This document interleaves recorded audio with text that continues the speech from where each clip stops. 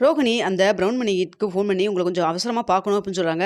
"என்ன பாப்பா மறுபடியும் நீ நடிக்க கூப்பிடுறியா? கண்டிப்பா என்னால முடியாது. ஏன்னா என் தங்கச்சி பையனுக்கு இப்ப கல்யாண ஏற்பாடுலாம் பண்ணிட்டு இருக்கோம். நான் என் தலைமையில தான் பண்ணிட்டு இருக்குது. அதனால இப்பலாம் நீ சொல்ற மாரிலாம் எதுவும் பண்ண முடியாது. அதான் அன்னைக்கே சொல்லிட்டேன்ல, இனிமேல நான் நடிக்க வரமாட்டேன்னு சொல்லிட்டு, அப்புறம் எதுக்கும்மா மறுபடியும் எனக்கு கால் பண்ணியிருக்க?" அப்படின்னு சொல்றாங்க. "இல்லங்க அதுக்கெல்லாம் ஒண்ணும் இல்ல. வேற விஷயமா உங்ககிட்ட பேசணும்" அப்படின்னு சொல்றாங்க. "அப்படியாம்மா? சரி ஓகே. நேரா நீ கடைக்கே வந்துரு" அப்படின்னு சொல்றாங்க.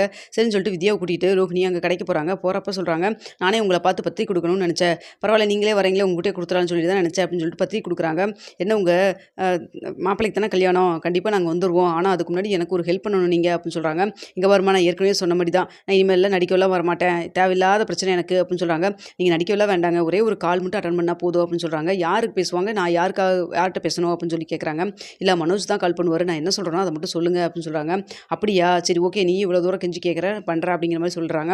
சரின்னு சொல்லிட்டு கண்டிப்பா நான் கல்யாணத்துக்கு வரேன்னு சொல்லிட்டு பத்திரிக்கை வாங்கிட்டும் ரோகிணியும், வித்யாவும் கிளம்பிடுறாங்க. வீட்டுக்கு போனதுக்கப்புறம் அந்த பத்திரிக்கைய பார்த்துட்டு, சரி ஓகே இந்த கல்யாணத்துக்கு எப்படியும் நம்ம போயே ஆகணும் அப்படின்னு சொல்லிட்டு வச்சிருக்கிறாங்க. அப்போ கரெக்ட்டா மனோஜ் வராங்க. "என்ன பத்திரிக்கை புதுசா இருக்கு?" அப்படின்னு சொல்லி கேட்குறாங்க. "என்ன மனோஜ் இது கல்யாண பத்திரிக்கை தான்" அப்படின்னு சொல்லி சொல்றாங்க. "உங்களுக்கு தெரிஞ்சவரா?" அப்படின்னு சொல்லி கேட்குறேன். "இல்லப்பா கிளையண்ட்" அப்படின்னு சொல்லி சமாளிச்சுக்கிறாங்க. சரி ஓகே அப்படின்னு சொல்லிட்டு மனோஜும் போயிடுறாங்க. அடுத்ததா முத்து வராங்க. "அப்பா இங்க பாருங்க நம்ம பவானி கல்யாணத்துக்கு பத்திரிக்கைலாம் வந்துருச்சுப்பா. பரசு அங்கிள் குடுக்க சொன்னாரு" அப்படின்னு சொல்லிட்டு கொண்டு வந்து குடுக்குறாங்க. "என்னடா நமக்கு எதுக்குடா இத்தன பத்திரிக்கை?" அப்படின்னு சொல்லி கேட்குறாங்க. "இல்லப்பா அவரு நமக்கு தெரிஞ்சவங்ககிட்டலாம் குடுக்க சொன்னாரு" அப்படின்னு சொல்லி சொல்றாங்க.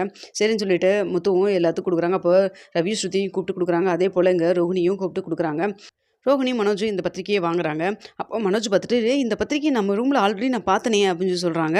"அப்படியா மனோஜ்?" அப்படின்னு சொல்லிட்டு மறுபடியும் அப்பதான் ரோகிணியும் கவனிக்கிறாங்க. "ஆமால்ல இந்த பத்திரிக்கைய தானே அந்த ப்ரௌன் மணி குடுத்தாப்ல" அப்படின்னு சொல்லிட்டு, "ஆமா அது என் கிளையண்ட்டோடைய கல்யாணம் தான்" அப்படின்னு சொல்லி சொல்றாங்க. அப்ப யோசிக்கிறாங்க, "இது என் கிளையண்ட் தான்" அப்படிங்கிற மாரி மறுபடியும் திரும்பவும் சொல்றாங்க. அப்ப மனோஜ் சொல்றாங்க, "ஓ! உங்களுக்கு தெரிஞ்சவங்களா? சரி சரியா போச்சு 2 கல்யாணம் சேர்த்து ஒரே கல்யாணமா அட்டெண்ட் பண்ணிக்கலாம்" அப்படிங்கிற மாரி உள்ள போயிடுறாங்க.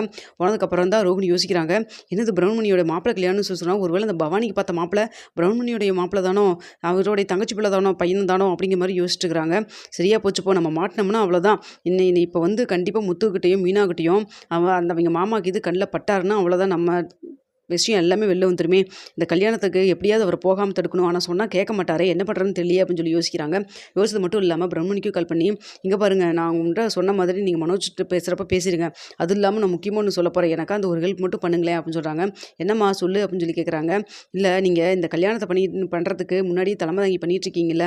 நீங்க உங்க மாப்பிள்ளை கல்யாணத்துக்கு எல்லா வேலையும் பண்ணுங்க. அதெல்லாம் ஒண்ணும் சொல்லல. ஆனா கண்டிப்பா நீங்க இந்த கல்யாணத்துக்கு மட்டும் வந்துராதீங்க" அப்படின்னு சொல்றாங்க. "என்னம்மா உன்ன கல்யாணத்துக்கு வான்னு சொல்லி பத்திரிக்கை அடிச்சு கூப்பிட்டா, நீ என்னைய கல்யாணத்துக்கு வர வேண்டாம்னு சொல்ற? என்ன பிரச்சனை உனக்கு?" அப்படின்னு சொல்லி கேட்குறாங்க. "வேற ஒண்ணும் இல்ல. முத்துவும், மீனாவும் இந்த கல்யாணத்துக்கு நீங்க எப்படி அங்க தலைமை தாங்கி பண்றீங்களோ, அதே போல தான் இங்கேயும் நடந்துட்டு இருக்குது. நீங்க நினைக்கிறீங்கல்ல, அந்த பவானி அவங்களுடைய அப்பா இருக்காருல்ல, அவரு எங்க அங்கிளுடைய க்ளோஸ் ஃப்ரெண்டுங்க. நீங்க வந்தீங்கன்னா கண்டிப்பா என்ன பத்தின எல்லாமே தெரிஞ்சிருமே" அப்படின்னு சொல்லி சொல்றாங்க.